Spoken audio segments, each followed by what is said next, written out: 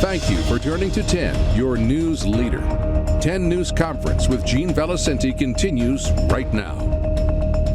Welcome back. Pawtucket Mayor Don Grebien is with us. I love doing Meet the Mayors because here where the rubber hits the road, constituent service, right, Mayor? Absolutely, and somewhere at times the rubber hits hard. All right. By the way, I said, did you see the Trump-Biden debate? You said you didn't see it, but you saw the news coverage. Go ahead, weigh in. By the way, you're going to be a delegate to the National Democrat Convention. That's your party. That's your president. So, listen, you know, I support President Biden and the party. I think that here locally with Chair Liz Beretta and Speaker, got a great organization, great team. So I'm looking forward to going down there. You know, I did not see the debate. You know, I heard that the president was a little off his game last night, and unfortunately that plays into the perspective of the age. But, you know, it really comes out that he is the most trustworthy individual in the race. So I guess I shouldn't probably say this, but you know me, Gene, right?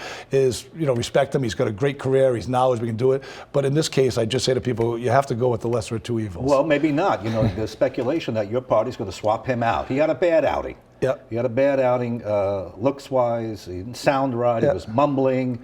Listen, Trump could have been a lot tougher on him had he chosen to. Trump kind of stuck to the script, and I understand you have problems with Trump. But this is serious now for your party. I mean, what do you do with a candidate who may not be able to continue? I mean, you got to give him the benefit of the doubt. In all honesty, right? You say, okay, everybody has a bad performance, right? Debating is grueling. It is 81. He's tired. But if you look at the track record and the people they put around him, they're competent. So I think he's got to change that. We elect them to be president. But I think he's got him. We got to be honest and give him an opportunity, right? We all have bad days, right? You know, you can hear my voice. My allergies are bothering me, and I have better days and some not so good. So let's see where it comes out over the next week, and we'll see what flushes out. All right, you're still with him as you go to Chicago. Absolutely. To be a delegate. Yes, I am. Okay. All right, let's talk about your city. It's always something. Now you need, I understand, a new city hall. You have to replace Rapunzel's tower before it falls on her. What's up, Mayor? How much is that? $100 million you need? Yeah, it's up there, Gene. So quick story. Working with the council, we bought another facility in Freight Street. They authorized us to purchase it. So by the end of the year, we'll be shifting over to that facility. We're putting the plans together and move everybody out. And the council, who has control over the property, is out having conversations with the residents now to figure out what the true costs are. But rough estimates, Gene, the tower alone is $20 million. And then what happens is when we open up the roof, we lose all our grandfather rights, so our electric, our fire. And that's about 70, north of 70. You add it with the 20 million, you're north of 90. So from a business perspective, it makes no sense. The tower is, as you're showing, the tower is vacant. You look all the way up, it's hollow, but it does have historic value, and it is on the historic register, so we balance between that. Well, can you get an exemption? I mean, Mayor, that's a lot of money to keep your tower up there. Right, no, agreed. And I think that's what we're doing. So we're getting everybody out to be safe, secure, because determine what those next steps are. And I look forward to working closely with the council and the historic and the residents to figure out what that is. So empty the building out, put your offices across town, this other facility you have. By the way, you need money, I guess, to get that in shape. A little bit temporary. Police and fire? Police and fire will stay there. Right now, but we've been out doing an analysis on public safety. We've got a location. They're out doing the numbers right now. So it's always been our intent to get fire and police out of there anyway, because they're not up to code either. You know, we're grandfathered in, but the jail, we're below water level. So it's the right thing to take a holistic approach at it.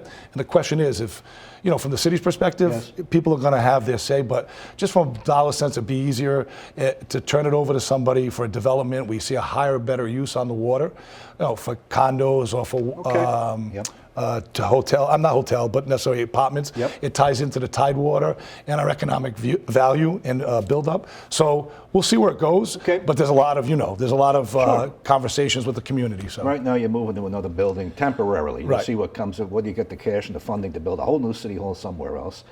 Now right next to that is the old mill, Slater Mill. Maybe the government pick it up. Maybe they want more room over there. Knock it down or something? I don't think it'll ever come down. I think people have historic value. So the question is, what can it be repurposed, and what's the best way to repurpose it? National Park Service controls the Slater Mill right now, some of that property. We're buying up some of their property on the other side of where the Apex was. And so I don't know that they necessarily would do that, but those are conversations we're going to have. Okay, all right, that's City Hall. Let's go across town, the other side of the highway, over to Tidewater Landing, the stadium. We just had a topping off ceremony. They put the girder on top, flew the flag, the governor was there. This is going as you want it. What's your end of this now? So, bring us up to date.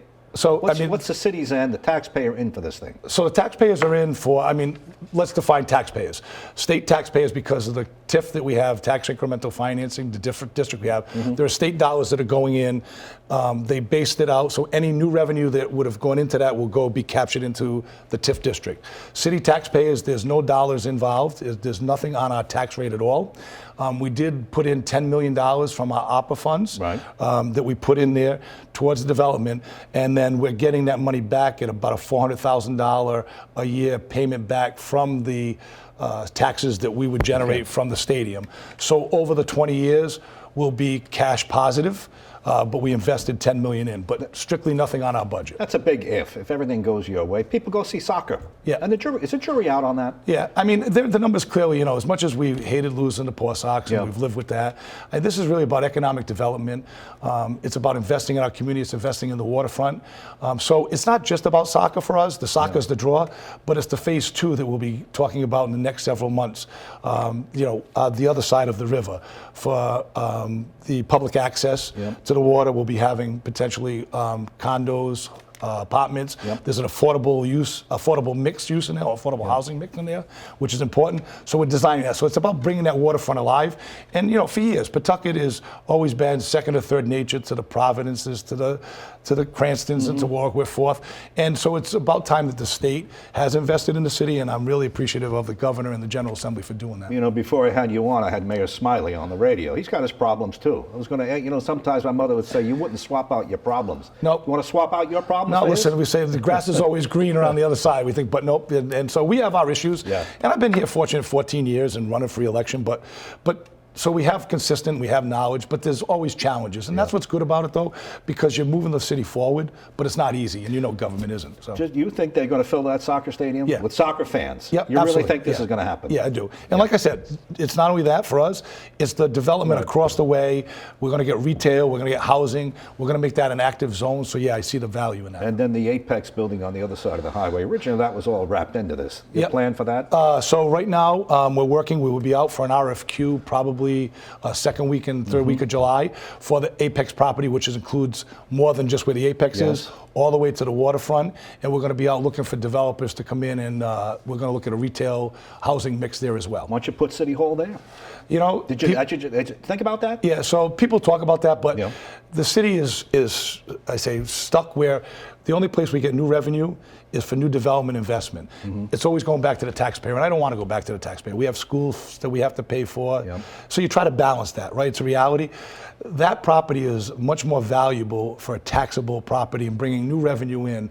I'll never see it in my time, but it's making those things happen so that revenue will come in.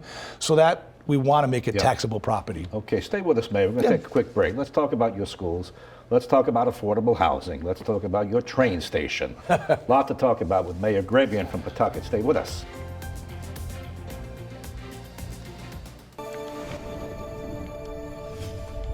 Welcome back with Pawtucket Mayor Don Grebien. Let's talk housing, affordable housing. This is the year for affordable housing. Joe Sicarci got his bills. Yes, You're not pushing back.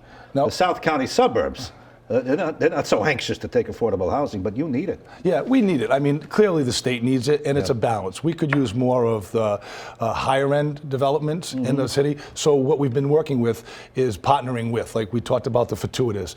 They could have up to 600 units there, and we're going to do mixed affordable. It's the stadium. The stadium, sorry. Okay. We have a PISA project that just got approved through Commerce, which is 140 affordable units. Right on the train station that we talked a little bit about, there's vacant property right now, and we have a developer who's looking to do 200 to 300 mixed use. And so we see that, and all the mill buildings around the commuter rail are seeing it. So, but not everything's affordable. And as a family, we're just talking, I have my daughter and my son at home, right? It's very challenging out there. It's expensive, and we appreciate all the hard work that the General Assembly has done, and we're going to try to put that to use, and we're trying to mix and match with developers to find that gap funding. That's right on the border with Central Falls. I had the mayor of Central Falls in a while back, and we're talking about the train station. I said, it's not a good thing. People are coming, they want it. And she said, well, it is, but there could be gentrification going on. Rents go up. It would be good if rents go up in your town. There's a Wouldn't balance, it, to right? some degree? Yeah, absolutely. Well, There's a balance, extract right? the balance for me. Right. No, I mean, I don't know what the balance really is, but what we're trying to do is have the developers work with them in tandem as they're coming in to do some mixed affordable, right? The state law is nothing less than 10%, but we probably should be at 25, 30% reality. But it's about them, right? They're coming in, and we all hate to say it, but it's about making money and surviving. That's the American way. Well, so you got to balance that and making sure that they're providing. Over in the train station area, Gene, we've got about 20 acres between Pawtucket and Central Falls of undeveloped land over there. You know, some of the old mill buildings. There's opportunity to balance that out, increase our income levels, but make sure we're taking care of the people we want to take care of. When people come in, you need to better schools. Absolutely. I know when you're in the middle of a big whole school construction project and everything. Yep. So no, great. I mean, we've got quickly. We have the old McCoy. Yes. We should be coming down and demoing it sometime in the fall, and we'll start that school project for a unified high school. But it's over $300 million. We expect it to go up a little bit because of the pricing, and we'll bring the two schools together. But currently, we've already renovated three of our elementary schools. We had a brand new build-up of Winters Elementary School, and they're working right now on the Baldwin School, and that's ground up. So we're investing in that. We've taken up advantage of the state investment in the Department of Department of Ed coming back with their reimbursements. So we're really focused on that. We have a new superintendent. She's getting her feet wet in a hard way. A lot of things going on. She's doing a great job out there. She goes to City Hall, she gets her feet and her hair wet with the leaking tower. But go ahead, just as a side. And that's if we can get them on, because with the tower leak, the elevator goes. But doing some good work, and you know, so we're moving that forward. She's investing in education, but the buildings are exciting. And listen, you have to be the cheerleader. Yeah. It's your town. Yep. And I get it. But you know, you and I were talking in the break. Sometimes I drive through your town. Boy, that downtown looks terrible. It looks like an old Midwest Rust Belt. Empty stores. It's just not good. That's been a long time. What can you do to turn that around? I know you're trying. Yeah, no, absolutely.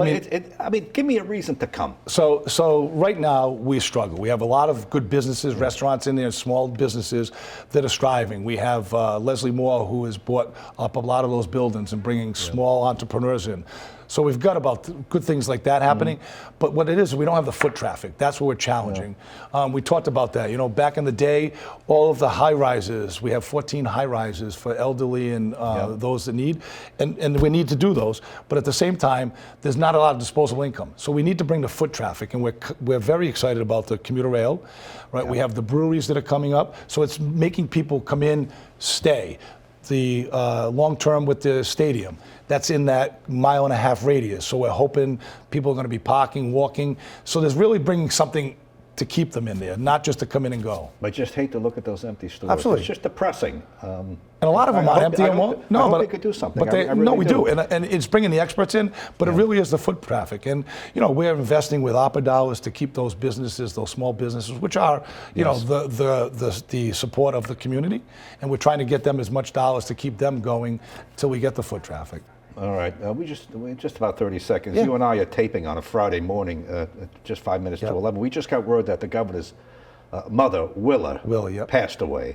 And we just want to express our condolences to the McKee family. I know you do too. No, condolences to the McKee family. You know, saddened when we lose somebody, but she was a great lady. She was on the commercial with him. And she kind of gained a little fame there, playing cards. She did. Playing cards with him.